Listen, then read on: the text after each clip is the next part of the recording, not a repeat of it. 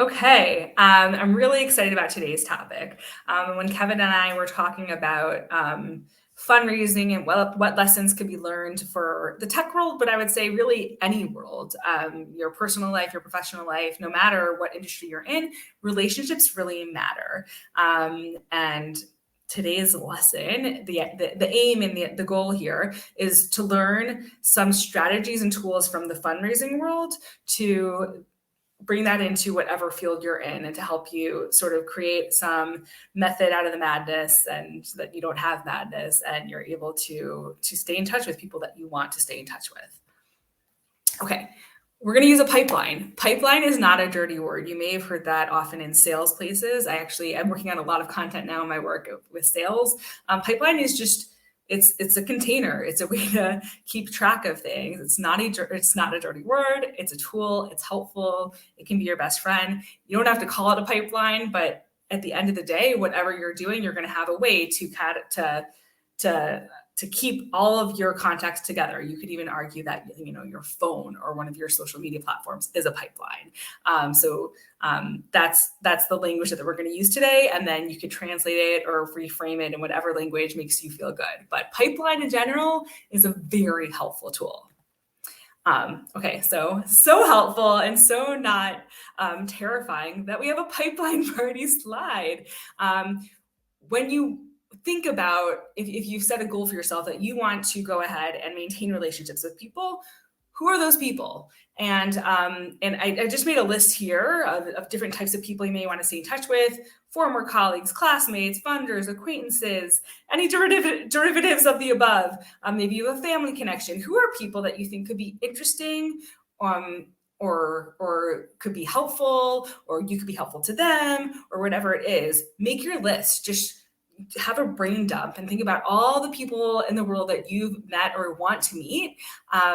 And in fundraising, you have donors and you have prospects, right? So let's translate that to here. You have people who have been your colleagues, but who do you want to be your colleague? You have people you've already collaborated with, but who might you want to with in the future? So the idea is to go ahead and just write all of those names down, and then we'll go from there. But that's the goal initially, is to figure out who are they and get them down on paper. Then we think about other places that we can meet people beyond the in real life scenarios. I want to talk about social media, because when we talk about authenticity, a lot of people think that social media is fake, right? That people are just put on different personas online and that they're different sorts of people. But the reality is that everyone expresses themselves different ways. I'll also put on my hat here as an educator. When you're a teacher, some people learn by listening, some people learn by viewing and by seeing, some people need to have a tangential experience. And social media platforms are really a way that people are interacting. And right now, for example, we barely know each other, but you may have learned a bit about me. You may have learned that I like to talk with my hands. You may learn that I am an expressive individual. And social media is a way to really learn more about a person. Granted, it's the lens and the way that we put ourselves out there to the world, but it's a great way to find new people. There have been colleagues who are now colleagues because I saw what they were posting on social media. I'm like, they're an interesting person. They share interesting articles. I'd love to follow up with a conversation. So don't rule it off as inauthentic just because it's not in real life, especially post-COVID. We should be there, I think. Okay, so you have your pipeline that consists of people you've actually met or interacted with, and then you also have at any place under the sun of people that you want to maintain or create an authentic relationship with. So basically what we want to do is make order from that. Again, you're going to have this pipeline where you're going to create strategy, and that just means that you're being thoughtful. The same way that, let's say, the example that I gave Kevin when we were talking about this, the same way that you want to make sure that you wish, if you have a good relationship with your mother, you want to make sure that you wish her a happy birthday. Well, you may happen to remember, but you may also set a reminder. You may go ahead and put special life milestones in your calendar, remembering any anniversaries or whatever it is, a graduation day, wishing someone a mazel tov, if you will. Those are all things that are not any less authentic just because you created a system for what you're going to do for that. You might have sent a text message, depending on the level of the relationship, you might call. But the idea is that you want to think about what type of relationships you want to have, and then how are you going to nurture that and keep it going. Okay, so how do you do that? These are the tools. So you can do this in a spreadsheet, you can do it in whatever you want, but you want to think big picture. Who are all the different types of people I want to interact with? What are the buckets and categories? Some of them may be from specific industries. Some of them may be people you just want to collaborate on an individual project with. Some people may be people who live locally and you want to have a meetup in the park. Some people are your family and you think you should probably stay in touch with them. So go ahead and create those categories and then identify strategies, because the way that you're going to interact with someone who you want to fund your startup is going to be very different than the person who you want to have a play date. You want your kids to have a play date, right? So what you want to go ahead and do is come up with those categories and then identify strategies for how you're going to maintain that relationship and sort of move that forward, propel it forward. And I'm going to say this many times, you want to integrate accountability, because you could come up with a million ideas of things you want to do or accomplish, including maintaining relationships. But if you don't have a way of holding yourself accountable, it probably won't happen. Okay, so this is how you do it. You've created your categories, and then you could go ahead and even rate them. Because let's say I actually met someone yesterday who he said that he was writing a book about becoming friends with 10,000 people. Now, I know a lot of people, you know a lot of people, but I don't know that I could have 10,000 friends. I have a lot of friends, and I have different types of friends. I have some friends that I like to go on long walks with. I have some friends that I like to have intense debates with. I have some friends that I just like to shoot the breeze with, right? But we have different types of relationships, and some are more in the inner circle and some are farther out. And then based on that, I'll make time for them based on sort of what the relationship is or what I want it to be. So if you want to set up a system for that, go ahead and just own it. This is someone who I think is an amazing person. I think we really click. I want to kick up the level of our relationship. That's category circle of friends, inner circle. You could go ahead and figure out how you want to, or label it however you'd like. But the idea is that you want to go ahead and figure out who are higher priority and who are people that you want to keep that relationship going, but practically they're in a totally different time zone, and you want to continue the relationship, but it's going to be less often or whatever it is. And what you do is you go ahead and you think, what are your long-term goals? And then what are your short-term goals? Your long-term goals are, I want to start a company with this person, in 10 years. Short term, I want to collaborate with them on a single project and see how it goes. And then based on that, you may go ahead and, decide that you want to change that long-term goal, or maybe you want to ramp it up and do it sooner because it was so successful. But by going ahead and thinking long-term, and that helps you go ahead and rate or categorize the people that you're interacting with. You could start with that sort of long-term end game in mind, and then you figure out how you want to get there and what steps you want to take in order to get there. So you go ahead and you have your long-term goals, then you have your short-term goals. And then what's critical when I'm doing this is you always have next steps, meaning I'm going to connect with them on LinkedIn, or I'm going to send them an email, or I'm going to message them on whatever Discord or Slack or whatever you're using. And basically then you go ahead and you hold yourself accountable by having due dates, which are critical. If you don't have a due date, probably not going to happen.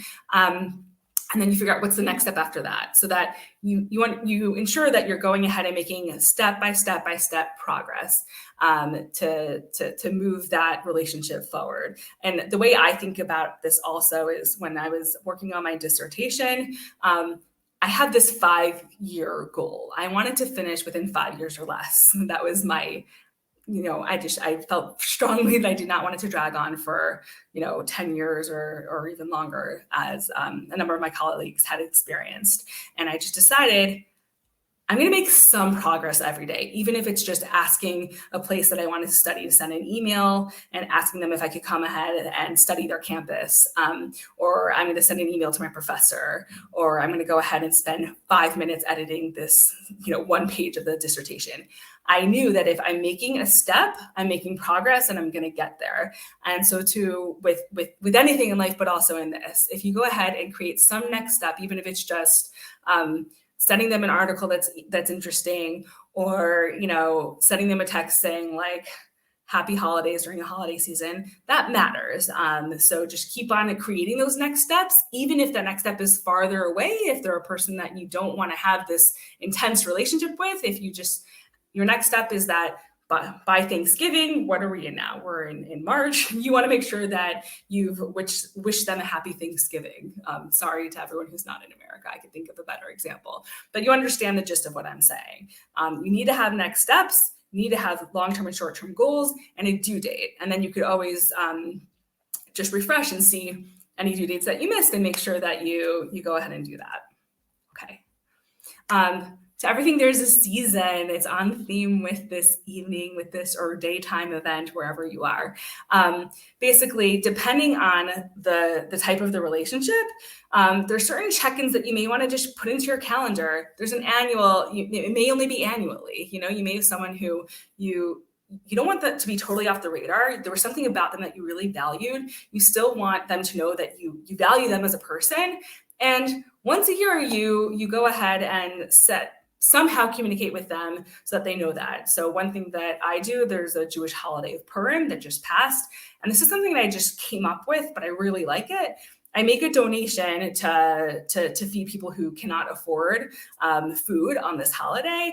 And I let my friend know that in your honor, I made this donation. And it's my way of letting people know that I'm taking the time to, even if it's just to copy and paste this message, they know that I'm taking the time to send it to them in particular and that they matter. And oftentimes things happen from that. All of a sudden, we check in. How are you? How are the kids doing? Where are you living? But there are ways to sort of figure out for you, what does your annual check-in look like? Some people you want to reach out to monthly. Some people you want to have more interactions with, and you can figure out how are you going to go to.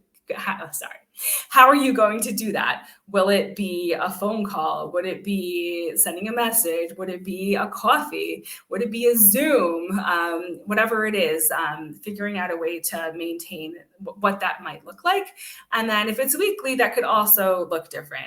The idea is that you figure out what are different ways of checking in, and the people who you want to have that most intense relationship with, you'll be using all 1, 2, or 3 of those, right? You want to make sure that you're maintaining whatever it is. What's important, again, I said I would say it more than once, is accountability. So you can have all these plans in place and the people that you really do care about, that for a variety of reasons. But if you're not doing this work, if you're not going ahead and making that effort, you're not going to have the same type of relationship. If you're not expressing that interest or gratitude or wanting, your relationship won't grow. So I shared with here ways to make sure that you're doing this.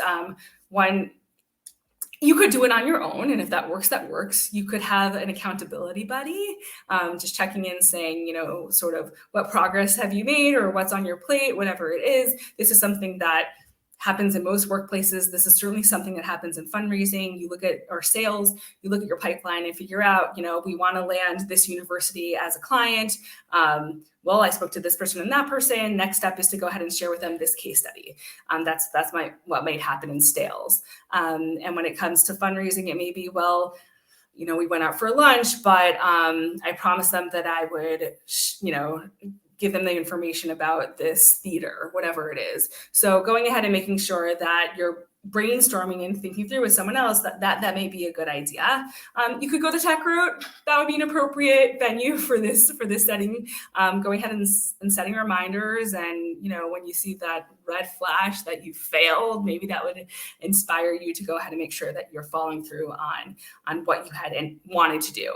At the same time, even if you have an initial plan, you had your next steps, you had your due date, and you're just not doing whatever it is, maybe that was not the right way to approach this person or strategy or whatever it is. If it's not working, turn, right? Just like the seasons. That's okay. If there's something that's really keeping you up from going ahead and moving forward with your next step, maybe it's just not the right fit. And maybe you want to think of a different way to cultivate and maintain that relationship.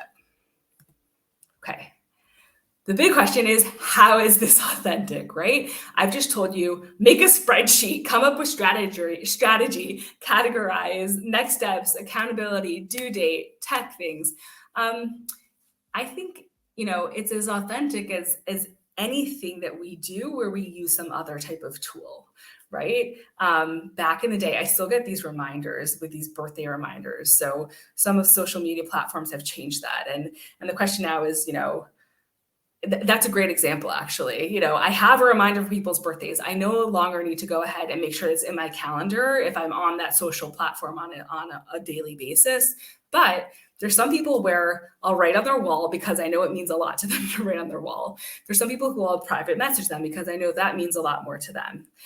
There's some people who I'll go ahead and send a WhatsApp or a text message or whatever. And there's some people I'll pick up the phone and call. Some people I'll make a video message for. The idea is that just because you have that reminder from Mark Zuckerberg, let's say, to go ahead and wish someone a happy birthday, doesn't mean that happy birthday means anything less. You're taking the time to go ahead and communicate with them in a way that you think really honors your relationship.